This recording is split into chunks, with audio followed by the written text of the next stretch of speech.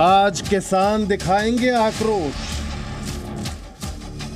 क्या प्रदर्शन को मिलेगा नया जोश? किसानों का ऐलान, बातचीत पर विराम।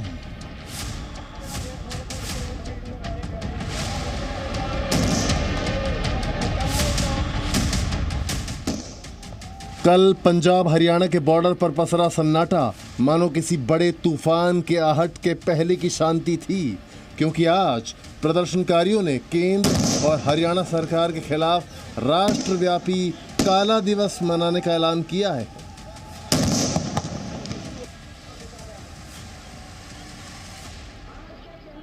हम उस जाबर सरकार की जोरदार निखेधी करते हैं और उसके रोष में हम कल को रोष प्रदर्शन के रूप में से तय किया है कि सारे देश के अंदर हरियाणा के होम मिनिस्टर और मुख्यमंत्री और अमित शाह जो देश के गृह मंत्री हैं, तीनों के पुतले फूके जाएंगे। एमएसपी को कानून के दायरे में लाने समेत कई मांगों के साथ प्रदर्शनकारी 13 फरवरी को ही दिल्ली कूच के लिए निकले थे, लेकिन फिलहाल पंजाब हरियाणा बॉर्डर पर सुरक्षा बलों का कड़ा पहरा लगा हुआ है। 10 दिनों से प्रदर्शनकारियों और सुरक्षा बलों के बीच चल रहे संघर्ष के बाद अब किसान नई रणनीति के साथ प्रदर्शन को धार दे रहे हैं। कल चंडीगढ़ में किसान संयुक्त मोर्चा की बैठक बुलाई गई, जिसमें कई बड़े फैसले लिए गए। आज किसान देश भर में ब्लैक डे मनाएंगे। 26 फरवरी को किसान ट्रैक्टर मार्च निकालेंगे और 14 मार्च को किसानों ने दिल्ली के रामलीला मैदान में महापंचायत करने का फैसला लिया है। 26 फरवरी का जो प्रोग्राम होगा वो ट्रैक्टर मार्च का है। हाईवे पे ट्रैक्टर अब अपने स्टेट में, अब अपने जिले में हाईवे, नेशनल हाईवे और स्टेट हाईवे पर रुक जाएंगे। एक साइड में जो रास्ता दिल्ली की तरफ को जाता है वहां पर अपना रोष प्रदर्शन करेंगे। एक साइड का हाईवे खुला रहेगा, जिससे आते जाते लोग देख रहे हैं किसान दिल्ली भी जा सकते हैं ट्रैक्टर लेकर। एक ये तय किया है कि 14 मार्च को हम सारे देश की एक बड़ी महापंचायत रामलीला मैदान दिल्ली में करेंगे 14 मार्च को। तो उसका फैसला किया, सारे देश से किसान वहां दिल्ली पहुंचेंगे और 14 मार्च की रैली में शामिल होंगे। किसान संयुक्त मोर्चा ने एक समिति का भी गठन किया है। ये 6 सदस्यों की कमेटी पिछले आंदोलन से जुड़े संगठनों को नए आंदोलन में साथ जोड़ने की कोशिश करेगी, ताकि सरकार के सामने किसानों की एकजुटता का शक्ति प्रदर्शन किया जा सके। इस ऐलान को सरकार के 2 दिन पुराने फैसले से जोड़कर देखा जा रहा है, जिसमें केंद्र सरकार ने गन्ना खरीद में 8% की बढ़ोतरी की थी।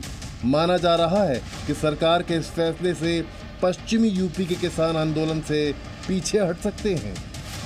वहीं कल पीएम मोदी गुजरात के नवसारी में थे, जहां से उन्होंने इशारों में किसानों को संदेश देने की कोशिश की। डबल इंजन सरकार आज हर कदम पर किसानों को मदद दे रही है।